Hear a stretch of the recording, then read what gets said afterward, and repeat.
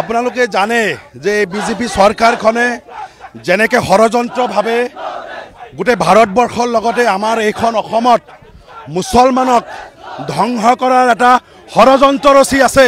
ভাৰত স্বাধীন হোৱাৰ পিছত মুছলমানৰ ইমান ডাঙৰ ক্ষতি আজিলৈকে কোনো ৰাজনৈতিক দলে কৰিব পৰা নাছিল, যি ক্ষতি এই বিজেপি চৰকাৰখনে আহি কৰিছে।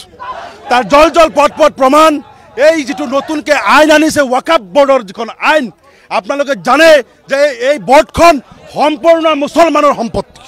আমাৰ পূৰ্বপুৰুষসকলে এই বোৰ্ডখনত এই মাটি দান কৰিছিলে মছজিদ, মাদ্ৰাছা, কবৰস্থানৰ কাৰণে আৰু দেশৰ ভালৰ কাৰণে উন্নতিৰ স্বাৰ্থত এই মাটি ইউজ কৰিব পাৰিব।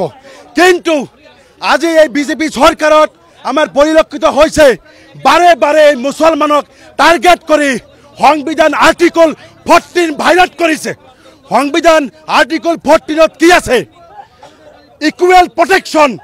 গতিকে আমি এতিয়া গোটেই ভাৰতবৰ্ষৰ লগতে অসমত আমাৰ কোনো ছেফটি দিয়াৰ কোনো মানুহ নাই। কিয়? আমি কি মাটি ফাটি ওলাইছোঁ নেকি?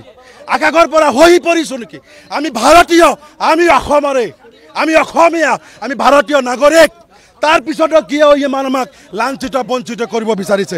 আপোনালোকে জানে যে ৰাম মন্দিৰত যিটো ৰাম মন্দিৰ পৰিচালনা সমিতি, এই সমিতিত সনাতন ধৰ্মৰ বাহিৰে কোনো মানুহ সোমাব নোৱাৰে। যদি নোৱাৰে তেতিয়াহ'লে মুছলমানৰ সম্পত্তিত কিহৰ কাৰণে চকু? আমাৰ কুৱেশ্যন, মুছলমানৰ এই ৱাকাফ বোৰ্ডৰ সম্পত্তিত এই চৰকাৰে ষড়যন্ত্ৰভাৱে নিজৰ আত্মদিনত লৈ কোনোবা আম্বানীক গতাই দিয়াৰ ষড়যন্ত্ৰ ৰচি আছে। এই আইন আমি মুছলিম জাতীয় পৰিষদৰ তৰফৰ পৰা কেতিয়াও মানি নলওঁ। আজি আপোনালোকৰ জৰিয়তে আমি আনুষ্ঠানিকভাৱে ঘোষণা কৰিছোঁ, কাইলৈৰ পৰা আমাৰ অসমৰ প্ৰতিটো জিলাত মুছলিম জাতীয় পৰিষদৰ কেডাৰসকলে এই জাতিদংহী মুছলমান জাতিদংহী এই যিটো ৱাকাফ বোৰ্ডৰ আইন বাতিলৰ দাবীত এক গণতান্ত্ৰিকভাৱে সংগ্ৰাম আৰম্ভ হৈ যাব। এই আমাৰ ক্ষোভ, এই আমাৰ আৱেগ।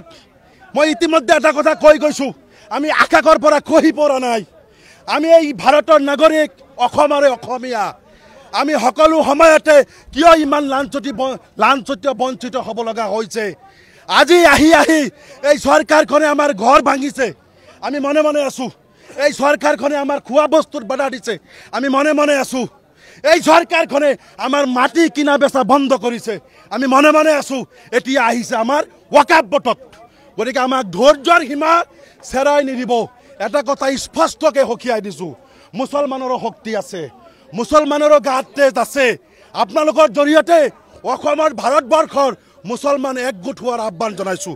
অন্যথা মুছলমানে ইয়াতকৈ আৰু ভয়ানক পৰিস্থিতিত ভুগিব লগা হ'ব।